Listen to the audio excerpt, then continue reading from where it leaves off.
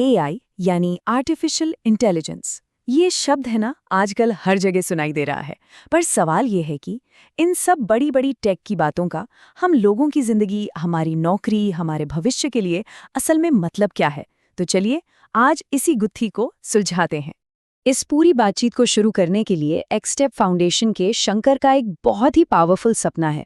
सोचिए जरा, वो कहते हैं, मेरा एक सपना है कि साल 2040 में नाइजीरिया के किसी छोटे से गांव की एक 30 साल की महिला नोबेल प्राइज जीते, और वो भी एआई की मदद से। है ना कमाल की बात? ये सिर्फ एक कोट नहीं है, ये दिखाता है कि एआई असल में सिर्फ कोई टेक्नोलॉजी नहीं है, ये तो इंसानी काबिलियत को एकदम नई ऊंचाइयों पर ले जाने का जरिया बन सकता है। तो आज हम इस पूरे टॉपिक को 5 आसान हिस्सों में समझेंगे। सबसे पहले देखेंगे कि एआई आखिर दुनिया की नई ताकत क्यों बन गया है। फिर बात करेंगे कि असली कामयाबी किसे कहेंगे। उसके बाद देखेंगे कि भारत इसमें अपना अलग रास्ता कैसे बना रहा है। और हाँ, सबसे ज़रूरी, पढ़ाई लिखाई और नौकरी पर इसका क्या असर पड़ेगा। और आखिर में ये समझेंगे कि भविष्य असल में हमारे ही हाथों में कैसे है। तो चलिए शुरू करते हैं पहले पॉइंट से, एआई दुनिया की नई शक्ति। देखिए, इसे बस एक और नई टेक्नोलॉजी समझने की भूल मत कीजिएगा। नहीं, ये उससे कहीं ज्यादा है। ये एक ऐसी ताकत है जो पूरी दुनिया को बदलने का दम रखती है। मतलब तरक्की की जो रफ्तार है वो कई गुना बढ़ सकती है। लेकिन हर बड़ी ताकत के साथ एक बड़ी चुनौती भी तो आती है ना? और वो चुनौती यहीं से शुरू होती है। जरा इस नंबर पे गौर कीजिए, 85%। आज दुनिया में जो भी एआई इनोवेशन हो रहा है ना, उसका 85% हिस्सा सिर्फ और सिर्फ कुछ गिने चुने इलाकों में सिमटा हुआ है, और तो और वो भी मुट्ठी भर बड़ी बड़ी कंपनियों के हाथों में। तो यहीं पर असली प्रॉब्लम खड़ी हो जाती है। सोचिए, अगर ये नई इतनी पावरफुल ताकत बस कुछ कंपनियों की मुट्ठी में बंद होकर रह गई तो क्या होगा? भारत जैसे कई देश और करोड़ों अरबों लोग इस दौड़ में बहुत पीछे छूट सकते हैं।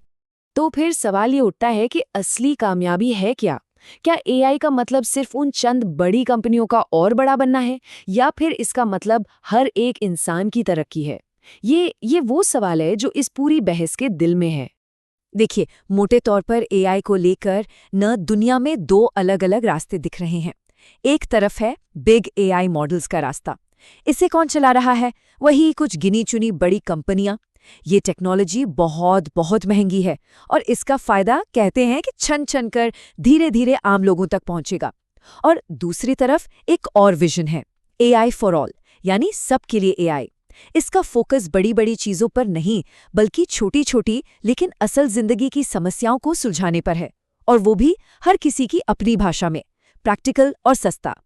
सुनने में तो ये सब बहुत अच्छा लगता है, लेकिन क्या सब कुछ बस अच्छा ही अच्छा है? असल में एक्सपर्ट्स हमें आगाह भी कर रहे हैं। उनका मानना है कि एआई के जितने फायदे हैं उतने ही बड़े कुछ खतरे भी हैं, और इनसे निपटना बहुत बहुत जरूरी है। और ये खतरे क्या हैं? एक्सपर्ट्स कहते हैं, भेदभाव का खतरा, पक्षपात का खतरा, गलत जानकारी यानी मिस इन्फॉर्मेशन का तेजी से फैलना, हमारे डेटा का गलत इस्तेमाल यानी डेटा माइनिंग, और समाज में अमीर गरीब की खाई का और बढ़ना यानी असमानता। ये वाकई में बहुत सीरियस मुद्दे हैं, और हमें ये पक्का करना होगा कि एआई समाज की मदद करे, उसे नुकसान न पहुंचाए। तो इन सब चुनौतियों और मौकों के बीच अब देखते हैं कि भारत क्या कर रहा है। भारत का अपना रास्ता क्या है? और मजे की बात यह है कि भारत बड़ी बड़ी टेक कंपनियों की रेस में आंख बंद करके दौड़ने के बजाय अपना एक अलग रास्ता बना रहा है। एक ऐसा रास्ता जहां एआई सबके लिए फायदेमंद हो। और ये कैसे हो रहा है, इसका एक बेहतरीन उदाहरण खेती किसानी के सेक्टर से मिलता है। इसे कहते हैं डिफ्यूजन पाथवे। देखिए, हुआ क्या, महाराष्ट्र ने एक एआई एडवाइजरी लॉन्च की। इसमें उन्हें लगे 9 महीने। फिर इथियोपिया ने उनसे सीखा और यही काम सिर्फ 3 महीने में कर दिखाया। और फिर आया अमूल, दुनिया की सबसे बड़ी दूध सहकारी समिति। उन्होंने सिर्फ 3 हफ्तों में अपने 36 लाख किसानों के लिए एआई एडवाइजरी लॉन्च कर दी। देखा आपने, हर किसी ने अपने से पहले वाले से सीखा, और इनोवेशन कितनी तेजी से लाखों लोगों तक पहुंच गया। चलिए एक और असली भारतीय उदाहरण लेते हैं, इस बार फाइनेंशियल इंक्लूजन का। मतलब हर इंसान तक बैंकिंग और पैसों से जुड़ी सेवाओं को पहुंचाना। मोबीक्विक जैसी जो अपनी भारतीय कंपनियां हैं ना, वो एआई का इस्तेमाल बहुत ही कमाल के तरीके से कर रही हैं। वो भाषा और कम पढ़े लिखे होने की जो दीवारें हैं उन्हें तोड़ रही हैं। सोचिए, वो 18 करोड़ लोगों को अपनी सेवाएं दे रहे हैं। कैसे? ऐप पर लोगों से उन्हीं की भाषा में बात करके। इससे होता क्या है, जो डिजिटल पेमेंट को लेकर एक डर होता है ना, वो कम हो जाता है, भरोसा बढ़ता है, और इसका नतीजा लाखों करोड़ों लोग जो पहले इस पूरे सिस्टम से ही बाहर थे, अब उसका हिस्सा बन रहे हैं।